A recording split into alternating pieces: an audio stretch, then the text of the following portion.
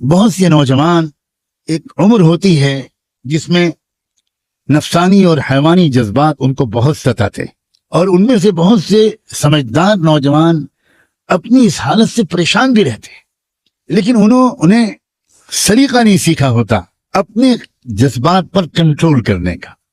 ان میں سے جتنے نوجوانوں کو ذرا فکر مندی نصیب ہو جاتی ہے، وہ تنہائیوں میں اپنے راز کھولتے ہیں اور وہ بتاتے ہیں کہ میں اس بری عادت میں مبتلا ہوں۔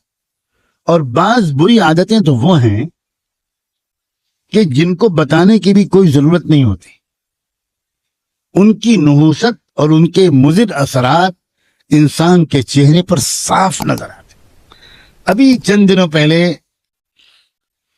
ایک نوجوان میرے پاس آیا اور اس نے آ کر کہا کہ بہت پریشان رہتا ہوں، پڑھائی میں دل نہیں لگتا وغیرہ وغیرہ، دماغ بالکل سن ہو گیا ہے، کسی کام کے لائق نہیں رہ گیا ہوں، پتہ نہیں کیا ہوتا جا رہا ہے، مجھے کوئی عمل بتا دیجئے، کوئی دعا کر دیجئے، پانی پہ دم کر کے دے دیجئے۔ اب وہ بیچارہ کھل کے نہیں بتا پا رہا تھا، اور علامتیں بالکل صاف تھیں کہ یہ بیچارہ نوجوان یہ اپنی انرجی کو، اپنی طاقت کو یہ تنہائی میں اپنے ہاتھ سے ضائع کرتا ہے، یہ اس گناہ میں پھنسا ہوا ہے۔ میں نے اس سے کہا بیٹا ایک بات بتاؤ، کیا ماسٹربیشن کی عادت تو نہیں ہے تم کو؟ اپنے ہاتھ سے اپنی جوانی کی قوت کو نکالنا۔ بس ایک دم سے رو پڑا اور کہنے لگا حضرت 10 سال ہو گئے ہیں میں اس بیماری میں مبتلا۔ میں نے کہا بیٹا اپنے اوپر رحم کر، اپنے اوپر رہ، سوچو تمہاری صحت کتنی خراب ہو رہی، یہ تمہاری یادداشت کا کمزور ہو جانا، یہ پڑھائی میں دل نہ لگنا، یہ کنسنٹریشن کا بالکل بار بار بریک ہو جانا، سستی، کاہلی، نوجوانی کی اس عمر میں بدن میں کمزوری، یہ کسی سحر جادو چکر کی وجہ سے نہیں ہے، یہ صرف اس عادت کی وجہ سے۔ اور پھر تم ابھی اپنے اوپر ظلم کر رہے ہو، کل کو جب تمہاری شادی ہوگی تو اس وقت تم اپنے اوپر ظلم کے بعد تم تو ہوگے شرمندہ، اور تمہاری بیوی ہوگی تمہارے ہاتھ کی مظلوم، اور پھر خاندان میں تمہاری بدنامی ہوگی۔ وہ بیوی 2-4 مہینے انتظار کرنے کے بعد اپنے گھر میں شکایت کرے گی کہ یہ شوہر میرے لائق نہیں۔ چھٹکارا دلوائیے اس سوچ۔ شروع میں ماں باپ اپنی بیٹی کو سمجھائیں گے، مگر کب تک؟ اس کے بعد بات کھلے گی، دونوں خاندانوں میں بات پہنچے گی، تم اپنے گھر میں بھی منہ دکھانے کے لائق نہیں رہو گے۔ شروع میں کچھ دن تک تمہارے ماں باپ تمہارا ساتھ دیں گے، کہیں گے کہ یہ بالکل جھوٹا الزام ہے اور غلط ہے، اور ہم پولیس میں رپورٹ کریں، یہ سب تماشا ہوگا۔ بالآخر ڈاکٹر حکیم کے پاس جاؤ گے اور وہ تصدیق کر دیں گے کہ بالکل صحیح بات ہے، یہ لڑکا اپنی بیوی کے لائق نہیں۔ تم اس زندگی کو جہنم بنا رہے ہو بیٹا، اپنے اوپر ظلم کر رہے ہو، اور یہ تو تم ابھی تم بھگت رہے ہو سزا، اور مرنے کے بعد کیا ہوگا؟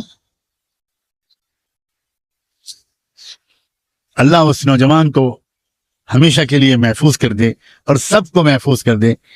اس نے پھوٹ پھوٹ کے رونے لگا، اس نے کہا نہ میں پانی پہ دم کراؤں گا، نہ دعا و تعویذ کے لیے کہوں گا، آپ مجھے ترکیب بتائیے کہ میں اس سے کیسے اپنے کو بچاؤں۔ میں نے کہا بہت آسان ترکیب، بہت آسان ترکیب۔ دیکھو، خیال دماغ میں آئے گا، خیالات کے آنے کو شروع میں روکا نہیں جا سکتا، بالکل آئے گا۔ اب تو تم اتنے زمانے سے عادی ہو گئے ہو، لیکن خیال کو عمل میں تبدیل ہونے سے روک لینا یہ تمہارے اختیار میں۔ اور اس کی ترکیب یہ ہے کہ تم فوراً اپنی حیت بدل لو۔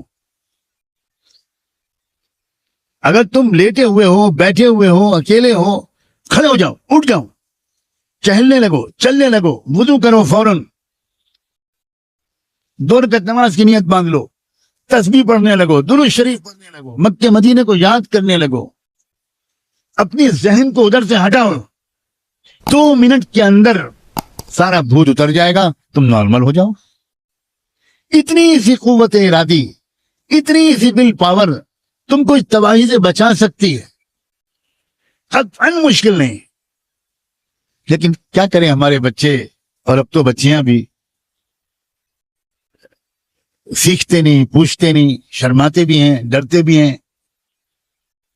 लगता है उनको कि हमको डांट पड़ेगी। घर के बड़े बूढ़े माँ बाप वो खुद उम्र के इन मराहिल से गुजर चुके होते हैं, लेकिन कोई बाप अपने बेटों को ये बातें नहीं समझाता, कोई माँ अपनी बेटियों को ये बातें नहीं समझाती। बहुत बड़ा कम्युनिकेशन गैप है, बहुत बड़ा ये एक गैप है। इसी वजह से हमारे बच्चे बर्बाद हो रहे हैं। हालांकि जो आज बाप और माँ हैं वो भी तो कभी 14-15 साल के थे, वो भी तो कभी 16-17 साल के थे, वो भी तो कभी शादीशुदा जिंदगी से पहले के नौजवान कुंवारे थे। क्यों भूल जाते हैं अपने दिनों को, क्यों भूल जाते हैं अपनी गलतियों को, जज्बात को? ये बहुत बड़ी गलती है। और मैं पिछले कुछ अरसे से अब मैंने फैसला किया हुआ है कि मैं बार बार इन बातों को खोलकर बयान करूंगा, क्योंकि मुझे जब भी ऐसी बातें मैंने खोलकर बयान की हैं, मुझे 50 से 100 तक मैसेजेस या ईमेल मिले हैं कि थैंक यू वेरी मच मौलाना, अल्लाह आपको जज़ाए खैर दे। वो बयान में मेरी आंख खुल गई और ऐसी तरकीब आपने बता दी कि मुझे 1 साल हो गया, मुझसे वो गलती दोबारा नहीं हुई। इसका मतलब ये हुआ कि हमारे अजीज नौजवान बच्चे ये हमारे जिगर के टुकड़े हैं भाई, ये हमारी उम्मत का मुस्तकबिल है, ये कीमती लोग हैं। इनको जरा से मशवरा दे दिया जाए प्यार से, और मजीद अल्लाह तौफीक दे तो इनके लिए दुआ मांग दी जाए तन्हाई में। क्या पता अल्लाह ताला इनको हिम्मत दे दे और वो बहुत आसानी के साथ इस दलदल से निकल आए। जिन लोगों का रूहानी पहलू मजबूत रहता है वो बहुत आसानी से अपने जज्बात को काबू में कर ले। उन्हें तो इतना अमल भी नहीं करना पड़ता जितना मैंने बताया। जैसे कोई ख्याल उनके दिल में आता है वो एकदम से अस्तगफिरुल्लाह पढ़ते हैं, ला हौला वला कुव्वता इल्ला बिल्लाह पढ़ते हैं। हजरत यूसुफ अलैहिस्सलाम ने क्या किया था? भागे थे और कहा था माअज़ल्लाह, इतना ही तो कहा था, माअज़ल्लाह, अल्लाह बचा लीजिए मुझे। भागे भी और दुआ भी मांगी। ये बहुत अहम इशारात है। नकले मकानी, उस जगह से हट जाना, पोजीशन को चेंज कर देना, ये सब रूहानी किस्म की तदबीरें हैं जिनसे इंसान बड़ी आसानी के साथ नफ्स और शैतान के हमलों से बच सकता है।